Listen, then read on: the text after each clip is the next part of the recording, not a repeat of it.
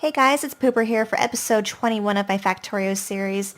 Thanks so much for joining me, especially the last couple of episodes because we have been fixing problem after problem, whether it's been a resource issue or remodeling the base or even electricity issue like we had last episode. But I am very glad to report that we now have electricity solved, as you can see by the solar panels that we have now to our rail electrical network that we have throughout the entire base now. And we also have a decent supply of our main resources coming in. So what that means is we can finally start focusing on something completely brand new. And by that I mean we're going to be focusing on modules.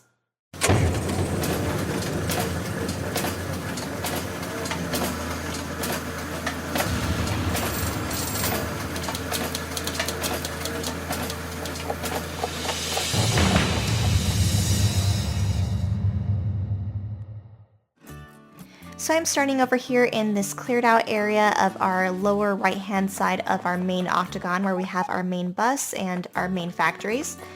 And the reason why I'm starting out here is because this is where I envision our new module factories to go. Now I do plan on having a separate factory for our speed, efficiency, and productivity modules. And I do want them to be the correct ratio, and I do want it to be as fast as possible for the production of all of those modules because, of course, as you guys know, modules take quite a long time to get produced, so the quicker we can get these things up and running, the sooner we can get the modules actually installed throughout all of our assemblers and our beacons eventually. But before I can do that, I do have to reinstall the blue circuit factory since I haven't reinstalled that since remodeling the base a couple episodes ago. So that will be the first order of business, is getting that up and running. But before we do that, I do want to step back into our test world just to show you guys what I do have planned for the module factory. And welcome to my test world. This is where I do a lot of my theory crafting and base preparation and design. Here in the middle is where I have my new module factory, where you can see I laid it out here in just one tile. But to the right we have 3 tiles worth, where you can imagine that we'd have one tile devoted to speed, the second one maybe to production, and then the third to efficiency modules. They're all labeled speed for now, but these will get changed to the separate modules in the real world that we're playing on. But let's break down how this factory works. First of all, I did design this. It took me a couple hours, but I was hoping to do something that was going to allow for the correct ratios and be as compact as possible to allow fitting into my main base area. And I think I've pretty much achieved that. It is one of the more compact designs I've seen out there that is not solely reliant on bots. In fact, there are no bots used in this design, so it is more mid-game friendly if you don't solely want to rely on bots. But here's where we have our inputs. So one full line is for half red and green circuits, and then another line is for half red and half blue circuits. And then the line here on the bottom is where we have our output of our Speed 1 modules, where they go onto the same line here. And then these kind of get fed underneath some of the assemblers and then snake around and finally get fed into the Speed Module 2 assemblers here. And let me break down the ratios for you real quick. This should be the correct ratio of assemblers. As long as you use the assembler 3s, it should come out to 10 of the assembler 3s for Speed 1, and then you have 5 assembler 3s for the Speed 2 modules, and then lastly there will be 2 assembler 3s for the Speed 3 modules. So we left off where we have the Speed 1 modules that are output onto this line here. It then goes underground and then starts feeding into the Speed 2 modules, where we have it coming on here, and this is kind of a weird design I came up with just to make sure that everything got fed what it was supposed to. But we've got a couple different output lines for the Speed 2 modules. We've got this line here, and then we actually have some of the Speed 2 modules getting fed back onto the Speed 1 module line, which is a little weird. How I was able to accomplish that was by having the Speed 1 modules get put on the upper portion of the belt line here, while the Speed 2 modules get placed onto the lower portion of this belt. And then they eventually rejoin up here at the end. Before we get to the end though, we finally have our last 2 assemblers. These are for the actual Speed 3 modules themselves. And these get fed the correct ratio again of the speed 2 modules along with the blue and red circuits. And then finally, all of our outputs are in this section over here where we have them divvied up into boxes conveniently close together for easy access. One cool thing I did was design this factory with use of the priority splitters. So we've got a couple instances of that. This is the first one because, again, this is the line where we have the mixture of the speed 1 and speed 2 modules on the same belt line. So I wanted to make sure that we got these divvied up so that they weren't accidentally intermingled onto the same line by the time we got to the end or product area over there where we have our boxes. So that's why I have a priority splitter here where we have only the speed 2 modules getting placed on the bottom belt at this point on. And then another instance of that is this splitter here where we have the speed 3 modules that are only going to be coming onto this line, and that way we guarantee that we don't get intermingling between our output lines right here. So hopefully that all made sense to you guys. It was a kind of a pain in the butt to get this factory built, just because right around this section here we've got a lot of kind of weird outputs and kind of weird belt and inserter tricks in use. But it is pretty efficient. Let's take a look at the production stats here. So over 1 minute period of time, we are making about 5.2 to 6-ish of the speed module 3s. And that's about where it's been hovering every time I've clicked on this in my production of the factory. So that's going to be a good start, I think, and then imagine we're going to be having that same production rate for the efficiency modules and the productivity modules as well. One downside to this factory, even though it's very compact, and it has full use of the beacons where it has the 8 beacon coverage, which is the ideal beacon coverage for most factories, it is not entirely tileable. And what I mean by that is if I pull up the factory here, if I can find it, here we go. It does not use the same overlapping of beacons. So we can overlap on the substations here where you can see the blue, which means it's overlapping. But if we were to do that over the beacons, we would be missing out on our electricity, and it unfortunately would not provide us with the electrical coverage that we need.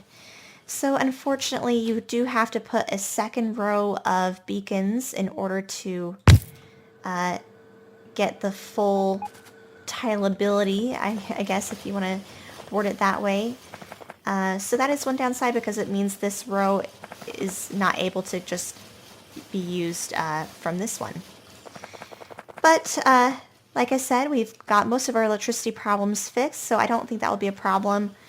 In our main world, this will be duplicated, so it's going to have 3 tiles, again, one for each different type of modules. So let's go back to our main world, and we're going to go ahead and install this. So I'm back in the regular world, and I've got a blueprint ready to go. This one is a combination of the modules and the blue circuit factory that I'm going to plan on reinstalling. It should be this one here. And it should conveniently fit in this little area that I have ready to go. I just want to make sure it's as centered as possible. I think there should do it. So now I just have to let the bots do their thing and fill in all of the missing pieces. One thing I am worried about is that the blue circuit factory is tiled 3 times, and I honestly don't know if I have enough resources to fully supply 3 tiles worth of this factory, because it does take 1 full lane of red and green circuits for each tile, meaning we would need 3 full lanes of red circuits and 3 for our green circuits as well. And that doesn't include all of the red and green circuits that are needed for the actual module factories themselves. So we'll see if we can supply all of this. I am definitely okay with being patient though and kind of letting this work as it is able to. But in the meantime, let me go ahead and let the bots finish installing everything, and then I'll be right back. And finally, here is the end result. Now I did make a couple changes to the design of the module factory that wasn't in the previous cut.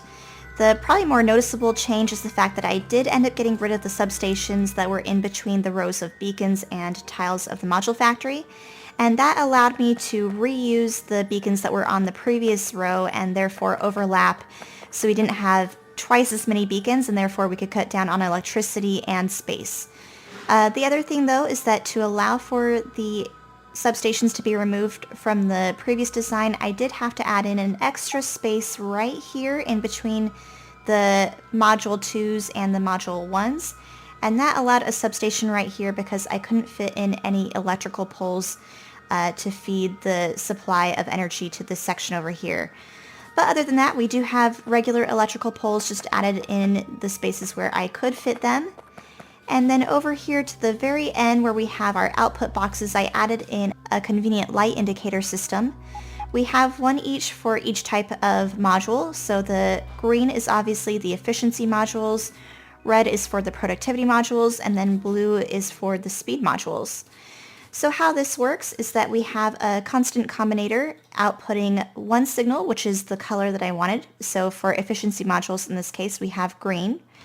And then that signal goes to each of these lights. Now each light corresponds to the box it's next to. So for instance, this one represents the efficiency module 3s. So this light will turn on or turn green when we have greater than or equal to 25 of the efficiency 3 modules. And then the next interval starts at 50, the next one there at 75, and the next one at 100. For other things where I want a greater supply than just 100, for instance, like the productivity modules where I want probably hundreds of productivity modules on hand, we have a different interval where, for instance, the first set of lights will indicate 125 all the way up to 500 for the very last one. So this way we can see at a glance, just based off of the color, how full we have our inventory in the boxes here. So that will be one cool trick. But I am excited to get this turned on. We haven't done that yet. So we're going to go ahead and do it now and then just let our modules build up over time because it will take quite some time to get it even remotely built up and to the point where I need it. This factory, for instance, will take hundreds of modules just to fill up the beacons and the assemblers. And just taking a look at all of our smelters that we have, this will be hundreds and hundreds of modules that we're going to need throughout the base at some point. So without further ado, let's go ahead and get everything hooked up. Should be ready to go. We're going to hook up our green and a red here. This one that's empty is going to be for the blue, so we're going to go ahead and turn on the blue circuit factory. You just need to hook that up here as well. We should already have the sulfuric acid ready to go. So let's just make sure everything gets turned on like it should.